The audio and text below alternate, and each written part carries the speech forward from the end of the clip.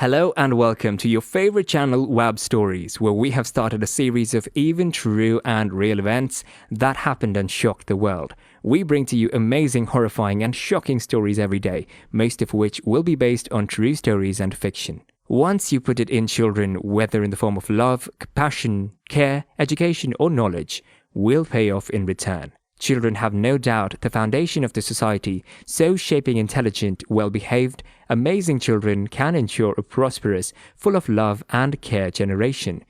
Grandpa Vladimir lived in the mottos Invested, Children and Investopedia.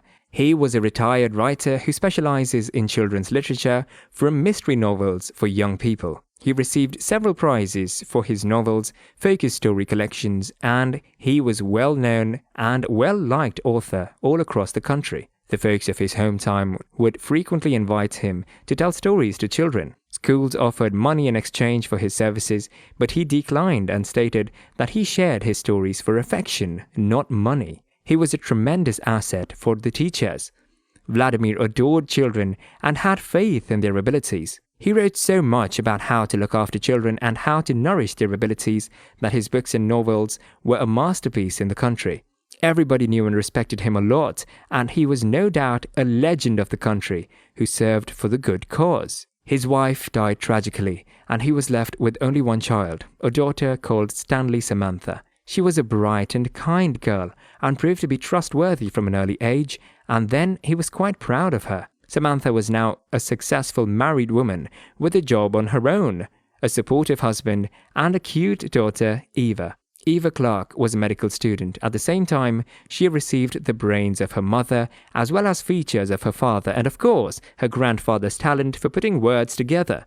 She was going to meet her grandpa after a long time, and just as she reached her grandfather's, she burst into a loud shout. "I've missed you," she explained that she put a kiss on her grandfather's feet. "I've been missing you, princess.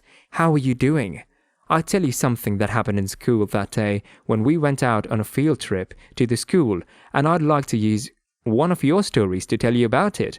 I'm always open to fresh ideas, so Eva, express yourself seriously," Grandpa Vlad said. "Now, let's go to my library so you can tell me everything about your new adventures." Samantha's mother came running out the fact that her father and daughter were best friends. In a sense, they got along really well.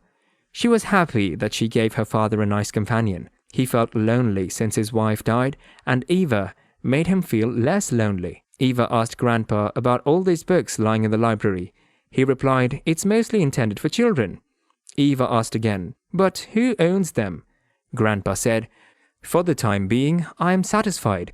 Would you enjoy them if I were to die away?" "What exactly is Grandpa's passing?" Vladimir chuckled and rubbed the back of his granddaughter's neck. Throughout her childhood, Eva's relationship with her grandfather developed and deepened. In addition, they went on school visits where they would read books as well as writing, painting, and listening to music together.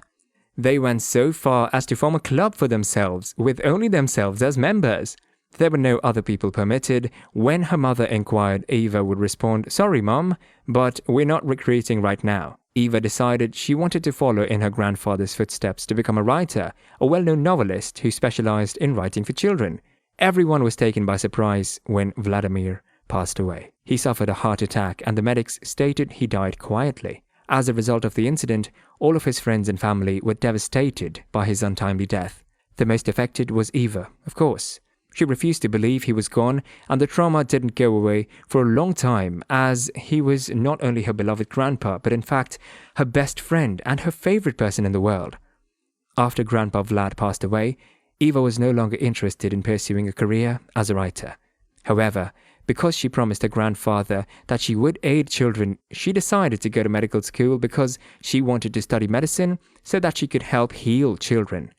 She shared her grandfather's beliefs in the necessity of caring for investing in children. Her grandpa created stories for children, and now she could devote her time to studying and caring for sick children. Her parents were supportive and encouraged her when she shared her plans to go to medical school and pursue a career in medicine. Eva relocated to another city in order to further education. University life was not as enjoyable as it was portrayed in the movies. It was stressful and difficult, and there was never enough time to do all that you wanted to do. Eva became accustomed to it. It was becoming less difficult and she was earning high marks in school. However, during her third year of university, awful things began to happen to her. As a result of certain problems, her scholarship program was suspended and Eva, along with many other students, found themselves short of finances. The fees were prohibitively expensive for her and her parents. She took out a student loan and worked a part-time job to supplement her income, but it didn't make a significant difference. Her parents had paid for her, but the fees were too high. Eva wanted to continue her studies, but she would have to think a year off to collect money to do so. The governor of the state, meanwhile, made the decision to place her grandfather's house and library under the control of the state. They claimed that in the absence of a written will specifying that his possessions were to her or her mother, all of her grandfather's belongings would become the property of the state, as he was a well-known public person. Eva was furious about this. She and her parents, as well as the lawyer, tried all they could, but they were powerless in the absence of Vladimir's consent. Eva had been experiencing dreams about her grandfather for a long time. Grandpa Vlad was reading to her, and she noticed him pressing her head and combing her hair and lovely braids while she was reading. But one day, she experienced a weird dream. She was calculating the money she collected from her night shift at the restaurant when grandfather appeared and sat alongside her, saying, "I'm glad you're here. Go to my house as quickly as possible, granddaughter, and don't spend any more time." The dream reappeared the next day, and it was then that she realized she needed to go to her grandfather's house. Even after all these years, she yearned for Grandpa with a heavy heart. She walked inside his library, which was where they used to gather for their club meetings, and grabbed her favorite book off the shelves. A piece of paper dropped from it with some instructions. According to the note, Eva followed the instructions in the number. She was taken aback as the shelves began to move and revealed a tunnel. She entered a secret room with the help of the key. She was even more taken aback and rendered dumbfounded by what she witnessed. A room crammed with books, many of them ancient and expensive. Eva opened the door with the key she had. The contents of the box were money notes and her grandfather's will. As she read the will, Eva burst into tears. The secret chamber contained only priceless and extinct books. According to the information provided, these books belonged to Eva. All of his money and things were to be placed in the names of Eva and her mother. He desired that the home be transferred into a public museum, and Eva was given ownership of the books in his library. Now the state could do nothing, as there was a written will provided by Eva. She decided to make a museum out of her grandpa's possessions and held yearly memorials in his name so that he is remembered for life. With the amount of money that Grandpa left Eva with, she continued her studies and was doing great in the medical school. She was earning a name like her grandfather, but in the medical field. After she graduated, she created a clinic and perhaps wanted to start a hospital with the amount of money given. Grandpa was a hero in her eyes.